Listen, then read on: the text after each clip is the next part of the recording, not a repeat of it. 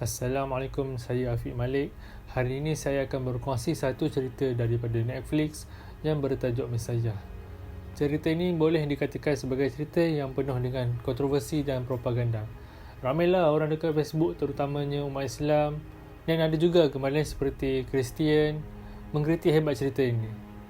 Tapi disebabkan perasaan keris dan ego saya ni membuatkan saya rasa nak tahu apa yang ada dalam cerita Mesayah ini sampaikan ada orang mengkritik cerita ini.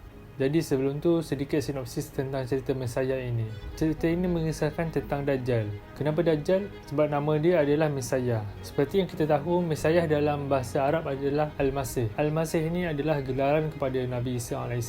Dan dalam masa yang sama juga, Al-Masih ini adalah gelaran kepada Dajjal. Tapi Dajjal adalah Al-Masih yang palsu. So selepas habis tengok cerita ini, barulah saya faham kenapa ramai orang mengkritik hebat cerita ini. Yang pertama ni pada pendapat saya lah. Mesej yang ketara yang dicuba sampaikan dalam cerita ini adalah semua agama sama. Kristian, Yahudi, Islam adalah agama yang sama. Saya sebagai Muslim, saya menolak sekeras-kerasnya lah statement ni. Sebab dalam Al-Quran terang-terang cakap, Lakum dinukum waliyadin. Untuk kamu agama kamu, untuk aku agama aku. Aku tak sembah apa yang kamu sembah, kamu tak sembah apa yang aku sembah.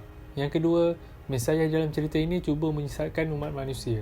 Sebagai contoh, dia ada baca ayat Al-Quran, tapi ayat tu diambil separuh daripada ayat lain dan separuh daripada ayat lain dan menggabungkan jadi satu ayat. Dan benda tu juga ada dinyatakan dalam cerita itu bahawa benda itu salah. So basically kita dapat tahulah bahawa Mesayah dalam cerita ni cuba menyesatkan umat manusia. Tapi ada benda menarik yang cerita ni cuba sampaikan, iaitu tentang geopolitik dunia. Siapa sebenarnya pencatur, siapa sebenarnya pemain catur, dan siapa sebenarnya yang menjadi catur. Kita pun tahulah di akhir zaman ni akan ada berlakunya satu peperangan besar yang dinamakan Al-Malhamatul Kubra.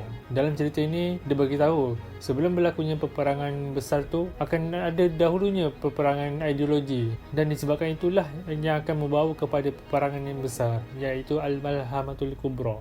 Kesimpulannya, cerita ini sangatlah tidak sesuai untuk ditonton di kalangan kanak-kanak. Sebabnya dia banyak kaitkan fakta-fakta agama. Bukan sahaja fakta agama Islam, tapi ada juga agama lain seperti agama Kristian, Yahudi dan sebagainya. Kalau orang yang berilmu tengok cerita ini, tak ada masalah sebab diorang dapat bezakan yang mana betul, yang mana bercangkar dengan Islam.